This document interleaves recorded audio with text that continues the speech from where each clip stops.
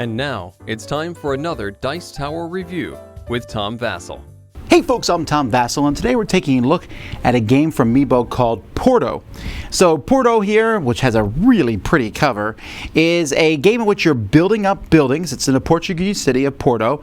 This neighborhood's famous for its colorful houses, and you're going to have the opportunity to build these houses up here and complete contracts, etc. So it's a pretty simple game of collecting cards and building houses. Here's how it plays.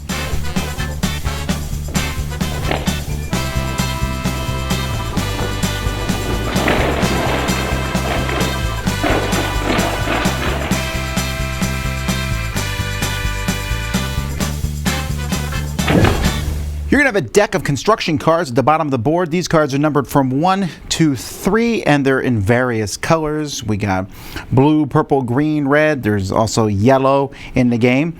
We have some Porto cards that are placed here, and then there's some gold cards. Each player is going to start the game with 5 of these gold cards, and you are going to keep 2 of them, and you're just trying to accomplish something. So, for example, this is specifically a green, red, and purple house together. It doesn't have to be in that particular order. And if I have one set of those on the board at the end, 4 points, 2 sets, 9 points. This one is for sets of yellow and purple houses next to each other. This means green houses. Here we have to have one whole side of the board has to have finished houses, etc. And you're going to score points for those. But you're going to be scoring points over the course of the game, and on your turn you're going to either take construction cards or you're going to build 4s. When you take construction cards, you'll be pulling from down here the face-up cards, and you can take a total of 3 or less cards. So I might take this 2 and a 1, or I could take this 2 and a 1, I could take just the 3, I could take just the 2 if I wanted to. Only after you're finished drawing are these replaced. Then once you have these cards, on future turns you can build. Now when you build, you're always going to play 2 cards together. So if I had these 2 cards in my hand, I could play them together. This allows me to build 1 green 4 or 3 red 4s. So I'll probably build 3 red 4s. Now you can start a building with the ground 4. There's only 3 for each color. So if I was building 3 red 4s, maybe I would build it here. I would put the first one there, which this one's going to score me 3 bonus points. And I can stick it at the top of any building, including the building I just built on. But I think I'll put it over here. And then 2, 3. I have to build 3 4s. So if I wanted to continue this, the only way to continue this house would be to play a 1 red. A 2 red or 3 red would be too many to finish it. It has to be red. But right now, I'm going to score these 3 bonus points plus a point for each 4 in the building. So in this case, I would get 3 points. Now let's say the next person played 3 green right next to me. So they would go 1, 2, and 3, putting these down like this.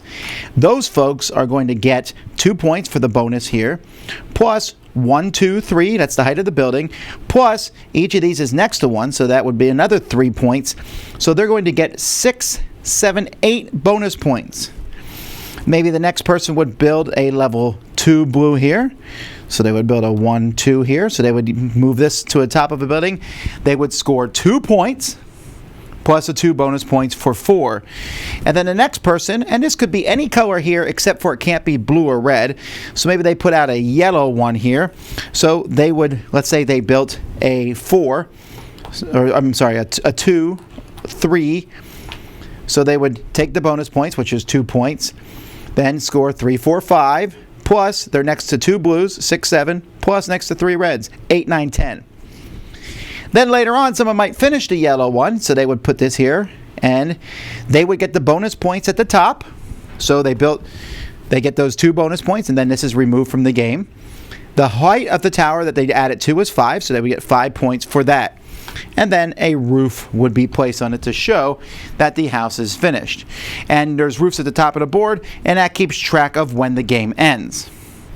Now, as you play cards, you might also get bonuses based on these face-up cards here. If I add 1 yellow section to a house, I can take this card and get 3 points. If I add 2 yellow sections to a house, I'd get 2 points. If I played a yellow and a blue card together, I could get 2 points. Which means if I played a blue and yellow card together to put 2 sections in a house, I would get both of these. Those would be scored, and then they would be replaced for the next player. This says finish a purple house, add 3 yellow 4s, etc. So that's pretty much the game. It's going to keep going till you run out of roofs. There's not enough roofs to fill all the houses that are on the board. And does not always necessarily mean that when you finish a house you're going to get bonus points, because some of these might be not enough that go around as time goes by. But that's it. You're just going to score points from doing these. At the end of the game, you'll reveal your point cards, add these to your score, and whoever has the most points is the winner. The game comes with a little card that helps you out with scoring. It might sound more complicated, but if you build the ground 4, you get the bonus points at the bottom. If you build the last 4, you get the bonus points at the top. You get 1 point for every 4 you're in, and then you get 1 point for each 4 next to the 4s that you built. That's pretty simple, and it just tells you then what you can do on your turn. The cards themselves, they probably could be better quality for sure. I wish there's just not that great a quality, but they look great. Not only are they different colors on them, but they also have very distinct different backgrounds. You can see the green is bricks, the blue has the lattice there, yellow has nothing but has these kind of lines coming down from it, and then there's also purple has flowers, yellow has the singing lady, and the red has the cats. So that helps out a lot with that. The board itself looks really cool. If you zoom in, you'll notice the little artwork has kind of like a Where's Waldo or a travel magazine. So as you go around and look at the board, I don't know why there's a dragon there. It's just neat to see all the different things. There's a band playing. And I don't know, I really like this board. It just has a really good look to it. I like how everything looks. And in fact, if you flip the board over on the other side, it's just that picture, which I don't know what that means. I mean, I can't really do anything. I guess if you hate the game, you could post this picture on the wall, but I just really like this picture. This is a piece of artwork that I would put up on my wall. And there you have it, folks. Porto. It's a very simple game. This is the kind of game that I would put into the, hey, if someone hasn't played games before, this is something they can easily understand. It has some similarities to a very popular game, Ticket to Ride. Collect cards, use those cards to build something, score points, go on. Now, Porto is not without its problems. There's a few small niggling things I wouldn't have liked. One is when you take the cards, you're going to take cards that are a value of 3. Now 3 is pretty cool because 3 lets you build 3 buildings, but the fact is multiple cards is also useful. I think a 1 and a 2 is almost always superior to a 3 because it allows you to get 2 cards, and you can combine one of those with a 3 later on. And getting 3 1s, when that happens, it's like almost a cackling moment. Woohoo, I'm taking 3 cards. Yes, they're only 1s, but I can combine them with other cards later on to get what I want. So, I also just wish there was an aspect where you could just take a card off the top. I don't want any of these cards. I'll just draw one off the top. What does it matter? At most, it's going to be a 3. And I think I might even house rule that in because I don't think it really changes the game much. There's also some luck into, you know what? I was about to play a yellow and a blue card to do 3 blues. There's a 3 blue and a yellow-blue contract up there. Boom, I got them both. But the game is light enough. I don't think any of this is a big deal.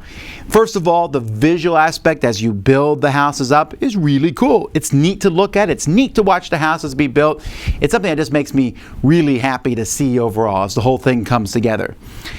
Secondly, it's just very simple. Take cards or play cards. But as you play them, you get more and more points, and that feels very satisfying. I also felt that the scores feel pretty close. At the beginning, I was like, these bonus cards, there's some points, but not many. They can make a difference. They can change who wins and who loses. Some of them seem easier to do than others, but at the same time, you have some control. If it's about building greenhouses, then get them all built. Spend some time getting the cards together to get them built. It's interesting, each game seems like half the city starts getting built up, and then the other half, because it gets you bonus points to build next to other buildings.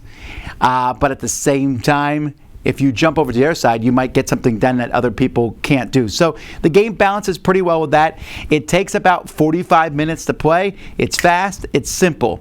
Yes, I could have used some slightly nicer components. And yes, I think drawing a card off the top might have helped out a bit.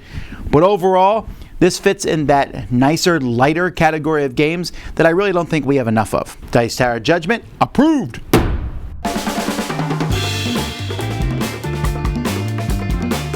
Thanks so much for watching another Dice Tower video. If you enjoy our videos, subscribe to the channel for more fun, comprehensive board game coverage. Also, consider joining us at one of our events.